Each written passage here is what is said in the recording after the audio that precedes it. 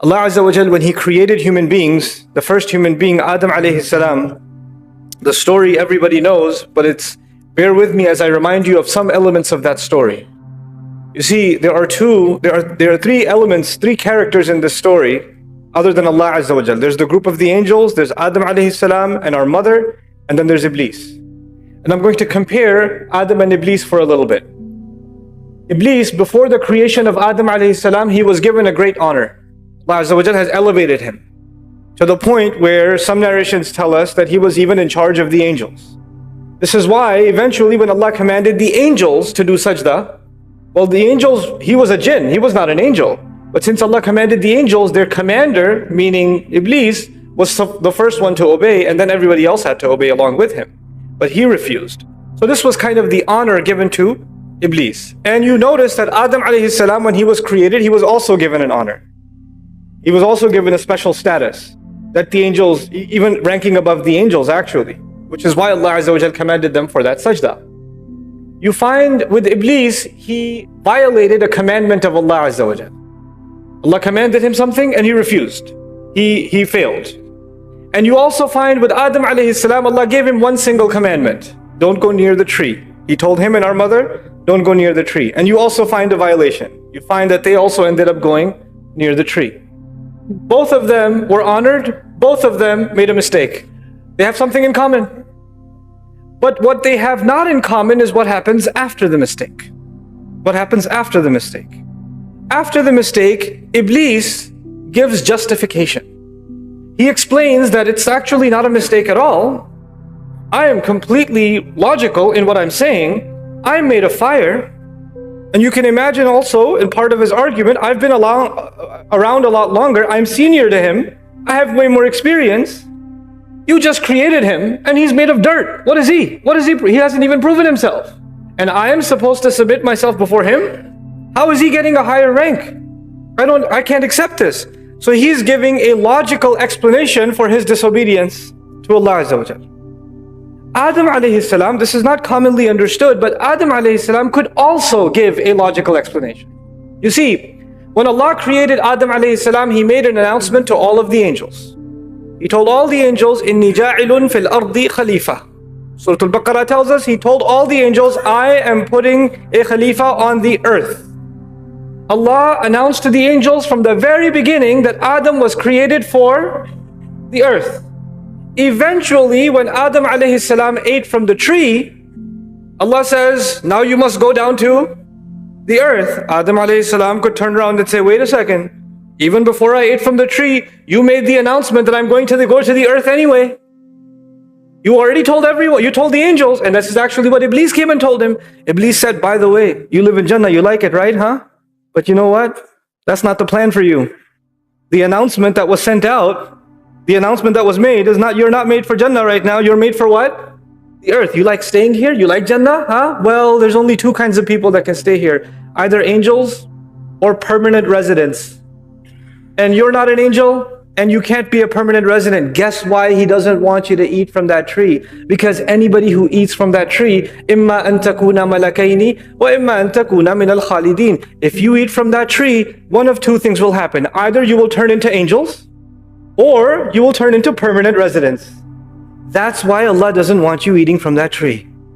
Because He wants you to go to the earth. That's why you should stay away from that tree. So if you want to stay here, and so this was the offer Iblis made to our father and our mother in Surah Al-A'raf. And so they go and they eat from the tree. And Allah Azza wa Jal says, what prevented you? Why didn't you stay away from this tree? And the same way Allah asked Iblis, why did you refuse to make sajda?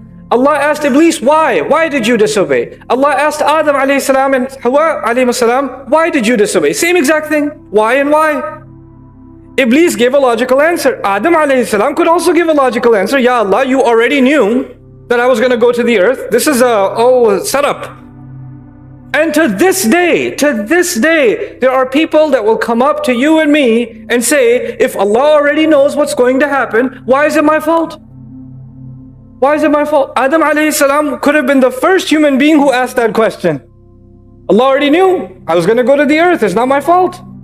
But instead, Adam alayhi salam, and by the way, that would have been a very logical question. No doubt, would have been a logical question. But Adam alayhi salam made a very important decision for all of us. He made a decision, and our mother made a decision, that instead of thinking that Allah tricked them, by the way, that's literally what Iblis says, you made me slip. You tricked me. Because you made me slip. They blamed Allah. Adam alayhi salam, instead of blaming Allah, blames who? Himself. رَبَّنَا ظَلَمْنَا أَنفُسَنَا. We wronged ourselves. We did wrong to ourselves. Now, I was going to tell you about istighfar. The first step of istighfar, the reality is all human beings are going to make mistakes. All of us. Every single one of us. And it's going to happen all the time. There are going to be all kinds of mistakes in our life. Things that we do that we should not have done. Things that we say that we should not have said. Things that we earned that we should not have earned. Wrong that we did to ourselves, wrong we did to somebody else, wrong we did before Allah Azza wa Jal. There are things we should have done and we refused to do them, or we failed to do them. There are things we should not have done and we did them anyway. And you know best your own story. That's not for anyone else to know. Allah Azza wa Jal knows, and the angels that are recording know. But you know what? Every time you and I make a mistake, we have an option. Iblis comes to you and me and says, listen, I know you made a mistake, but come on, you were under a lot of pressure. It's understandable. It's logical. I mean, what choice did you have? It's only reasonable that you made such a mistake. It's okay. Allah understands. Don't worry about it. Don't feel so bad about it. Everybody makes mistakes. It's okay. Everybody makes mistakes. So Iblis' first job is to come and tell you, you don't need to feel so sorry because your mistake was logical. You got really angry and you hit someone, and then Iblis comes and tells you, well, they made me really angry. Did you hear what they said? You see, well, it was justified. I mean, what did you want me to do? Just listen? That's why I hit them. Or you decide to insult somebody, or somebody decides to steal, and somebody says, what did you want me to do? Everybody's doing it. I can't even pay the bills. What did you want me to do? Somebody accepts a bribe, and they tell themselves, look, I mean, I have to survive. I have small kids. Shaytan comes and tells you, just like himself, when the mistake is caught, he tells you to say, no, it was okay. You don't have to feel so bad. You don't have to feel so bad. The mistake isn't yours. Why did Allah put me in such a difficult position anyway? It's Allah's fault. Ma'adallah. Allah put me in a difficult position. What did you expect? Of course I was going to mess up. You see, this is Iblis' line of thinking. Adam's line of thinking, Rabbana zalamna, and we wronged ourselves. We did wrong to ourselves. I can't hide behind any excuses, my Rabb. I'm not going to hide behind my anger or my temptation or my weakness or my forgetfulness, or somebody else made me do it, or somebody else made me really upset, or somebody else tempted me, or there's going to be all these reasons. There's going to be a million justifications. Just like when somebody goes to court and they say, why did you do it? Well, I had a rough childhood and I had bad influence in my life, and this is why I became this way, because I've just been around gangs my whole life. That's why I commit these crimes. Really, if your environment, you can blame your environment, then how come Yusuf alayhi salam spends decades in jail and he doesn't think like a criminal? He doesn't act like a criminal. Ibrahim alayhi salam is raised in a town where everybody worships idols. He doesn't blame the environment and justify his behavior. He stands up for the truth. What is Allah teaching us? Every human being, al-insan ala nafsihi basira walau alqa ma'adhira. The human being is very clear view of his own self, even though he comes up with lots of excuses. Human beings are very good at making excuses, and where do the excuses come from? Iblis. Because there's one thing Iblis does not want. He does not want you to say with your heart, astaghfirullah. He does not want that. Because once Adam alayhi salam was sent to the earth, this is why I started with Adam alayhi salam. When Adam alayhi salam was sent to the earth, Allah told him, فَإِمَّا يَأْتِيَنَّكُم مِّنِّي هُدًى فَمَنْ تَبِعَ هُدَايَ فَلَا خَوْفٌ عَلَيْهِمْ وَلَا هُمْ يَحْزَنُونَ. Now that I'm sending you to the earth, you will need guidance. You will need guidance. And whoever follows my guidance, they won't have to worry, they won't have fear, they won't have sadness. So basically, Allah told Adam alayhi salam that when he comes to the earth, Allah will give him what? Guidance. Now please listen to this carefully. This is what it has to do with astaghfirullah. The first guidance Allah sent to this earth Allah says, فَتَلَقَّى آدَمُ مِنْ رَبِّهِ كَلِمَاتٍ فَتَابَ عَلَيْهِ. Allah gave Adam alayhi salam words by means of which he turned back to Allah asking for his forgiveness. Asking for Allah's forgiveness was the first guidance given to humanity. That was guidance number one. Before any other teaching, before anything Allah taught us about halal and haram, before anything Allah taught us about remembering Allah in different ways, before anything Allah taught us about the gratitude of Allah and the perfection of Allah, the first thing Allah taught humanity was seek Allah's forgiveness. And you know what? That's how the story of humanity started, by seeking Allah's forgiveness. Where does the story of humanity end? On Judgment Day, isn't it? And on Judgment Day, believers are trying to make their way towards Jannah. And they haven't made it to Jannah yet. They haven't made it yet. Some people had a lot of faith, so they have a lot of light coming out of their chest and their right hand. And some people have a little bit of faith, so they have a little bit of light coming out of their chest and their right hand. And if you have a lot of light, you know where to go. If you have a little bit of light, you can only take one step at a time. And people are inching towards Jannah, trying to make it to Jannah. And what do they say? This is the last dua human beings will ever make. This is the last dua human beings will ever make. In Surah Al-Tahrim, رَبَّنَا أَتْمِمْ لَنَا نُورَنَا وَاغْفِرْ لَنَا. Master, please complete our light. Let this light, this battery not run out until we make it to the gates of Jannah, and forgive us. Forgive us. The first guidance, the first dua was what? Forgiveness. And the last dua for all humanity is what? Forgive us. The guidance of Allah begins and ends with seeking forgiveness. And seeking this astaghfirullah is not something small. It's not a small reason that Rasulullah sallallahu alaihi wasallam asked istighfar of Allah 100 times. We'll solve that problem in a second. Why is Rasulullah sallallahu alaihi wasallam asking for Allah's forgiveness? We know that prophets are free of sin.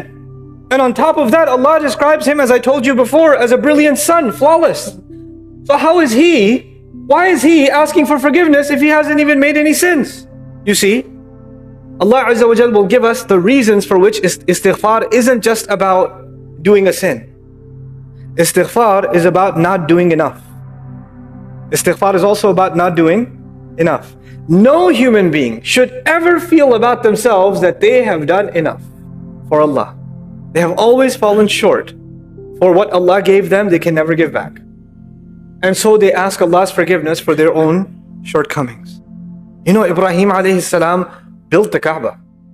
And when he built the Kaaba, after all those tests, I told you about that before. After all those tests, and when he was building the Kaaba, he said, وَتُبْ عَلَيْنَا, please accept our tawbah. Please forgive us. Why is he asking for forgiveness? Because as I'm putting one brick of the Kaaba on top of the other, I pray that this is good enough.